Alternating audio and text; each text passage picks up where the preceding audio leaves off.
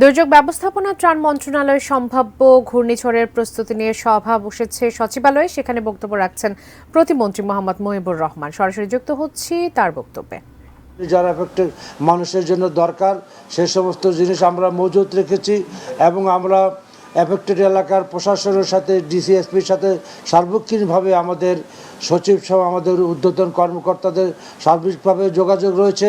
তারা যখন যে সহযোগিতা চাইবে, যে প্রয়োজন দেখা দিবে, সেটা অতিরিক্ত দেখা দিল সেটাকে আমরা মিট আপ করার জন্য প্রস্তুত রয়েছে। আপনারা জানেন এমনিতেই আমাদের প্রত্যেকটা জেলায় আমাদের ঘূর্ণিঝড়ে আমাদের গোডাউন রয়েছে, সেখানে আমাদের পর্যাপ্ত সামগ্রী মজুত রয়েছে। তারপর অতিরিক্ত সাপ্লাই দেওয়ার জন্য আমরা আমাদের মন্ত্রণালয় সবসময় প্রস্তুত রয়েছে। এক কথা আমরা বঙ্গবন্ধু কন্যা জননেত্রী শেখ হাসিনার নির্দেশে আমাদের যে এই মন্ত্রণালয়ে যে ঘূর্ণিঝড়ের প্রস্তুতি মোকাবেলার জন্য যে আমাদের একটা সুনাম রয়েছে, সেই সক্ষমতাকে কাজে লাগিয়ে আমরা এই পরিস্থিতিকে মোকাবেলা করার জন্য আমরা সর্বশক্তি নিয়ে আমরা প্রস্তুত রেখেছি। আমাদের সমস্ত উপজেলা জেলা স্বেচ্ছাসেবকরা আমাদের সিপিবি, আমাদের যে বিভিন্ন রেড ক্রসের যে উপজেলা এবং ইউনিয়ন লেভেলে তারা গতকাল থেকে মাঠে রয়েছে এবং ইতিমধ্যে তারা আশ্রয় নেওয়ার জন্য প্রস্তুতি নিয়ে ফেলেছে। এখন আমরা তাদেরকে নির্দেশ দিচ্ছি যে অনতিবিলম্বে সবাইকে নিরাপদ আশ্রয় নেওয়ার জন্য।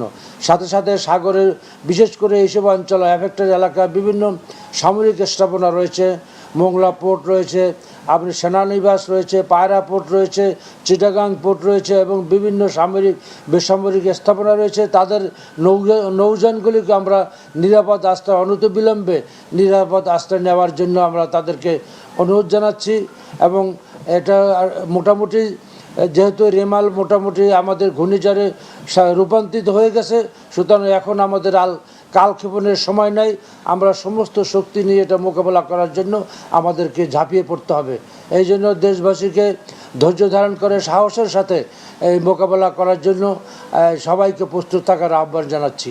জয় বাংলা, জয় বঙ্গবন্ধু।